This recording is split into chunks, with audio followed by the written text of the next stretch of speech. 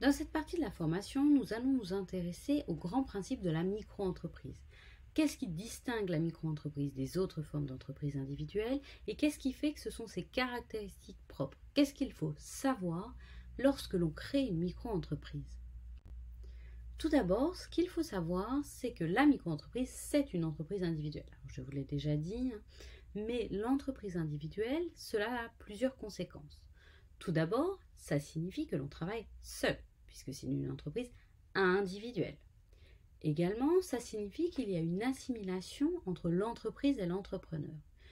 La micro-entreprise, c'est vous et vous êtes votre micro-entreprise. Donc du coup, ça veut dire que l'entreprise n'a pas de patrimoine propre. Les dettes que vous créez dans l'exercice de l'activité sont aussi vos dettes personnelles. Cela a comme conséquence qu'il n'y a pas de protection du patrimoine de l'entrepreneur. Si jamais vous avez des dettes, vous pouvez être saisi sur vos biens personnels. Donc attention, si vous avez du patrimoine, il est important de penser à le protéger.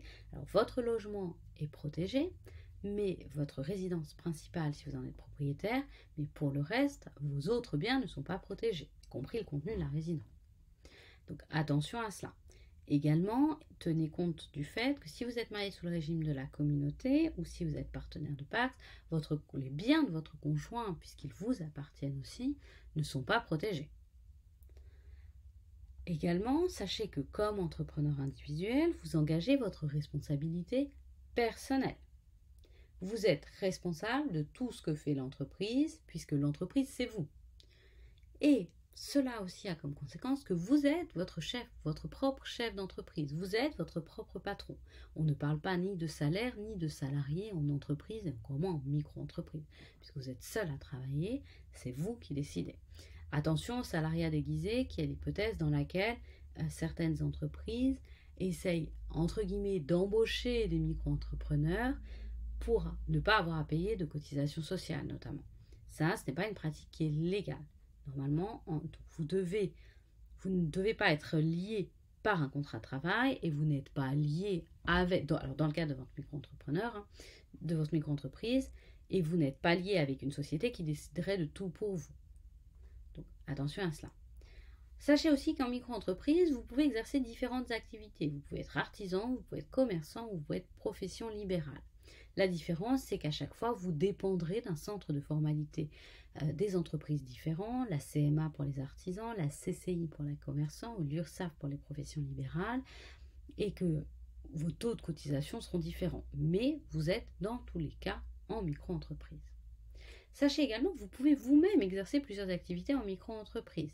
Il y a des artisans micro-entrepreneurs, des commerçants et des professions libérales, mais vous pouvez exercer une partie d'activité qui serait une activité commerciale et une partie d'activité qui serait une activité artisanale. Dans ce cas-là, cependant, il doit y avoir une activité qui est principale. Sachez également que vous pouvez cumuler le statut de micro-entrepreneur avec d'autres statuts. Vous pouvez très bien être salarié à côté, vous pouvez être en retraite à côté, vous pouvez être au chômage également et vous pouvez poursuivre vos études. Le statut se cumule avec presque n'importe quel autre statut.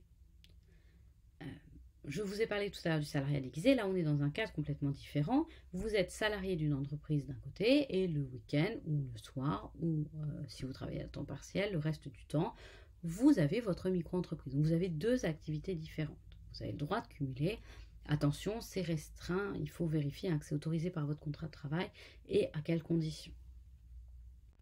Sachez également qu'en micro-entrepreneuse, il y a des seuils à ne pas dépasser. Alors pourquoi ces seuils? Parce que la micro-entreprise, c'est une activité en micro, c'est-à-dire c'est une petite activité, c'est pour une petite entreprise. Il y a des facilités en termes de cotisation et de comptabilité, donc c'est réservé entre guillemets aux plus petites entreprises. Le chiffre d'affaires maximum est de 170 000 € pour les activités commerciales ou les activités d'hébergement et de 70 000 € pour les prestations de services ou les activités libérales. Alors attention, parce que ça c'est le chiffre d'affaires maximum. Si vous atteignez ces montants, ça veut dire qu'il faut changer de statut. Si vous ne le faites pas vous-même, vous allez passer automatiquement en entreprise individuelle. Mais le mieux, c'est de vous-même choisir le changement de statut quand vous approchez de ces chiffres et de prendre rendez-vous avec un expert comptable pour voir quelle est le statut qui vous correspond le mieux pour votre situation personnelle et au regard de l'activité et de la situation de votre entreprise. En revanche, sachez qu'il y a un sous-seuil pour la TVA. En micro-entreprise, vous êtes en régime micro-social et micro-fiscal. Vous avez un régime social et un régime fiscal simplifié. Ces régimes supposent que vous payez vos cotisations sur le chiffre d'affaires et vos impôts. Mais vous êtes aussi en franchise en base de TVA. Cela veut dire qu'en dessous de certains seuils, 91 000 € pour les ventes de marchandises et 35 200 € pour les prestations de services, vous ne facturez pas de TVA. Alors attention, parce que si vous dépassez ces seuils, vous allez automatiquement devoir facturer de la TVA. Et rester en micro-entreprise. Pendant le seuil entre 91 000 et 170 000 €, vous êtes toujours en micro-entreprise, mais vous facturez la TVA. Entre 35 200 € et 70 000 €, vous êtes toujours en micro-entreprise, mais vous facturez la TVA. Si vous la facturez, dans les deux cas, vous la récupérez. Donc, c'est une des caractéristiques de la micro-entreprise. Vous avez un régime simplifié au niveau social, des cotisations sociales qui sont un pourcentage de votre chiffre d'affaires, et au niveau fiscal, puisque vous ne facturez pas de TVA et vous déclarez votre chiffre d'affaires à l'impôt sur le revenu. Voici pour ces grands principes de la micro-entreprise. Je vous retrouve tout de suite pour la suite de la formation.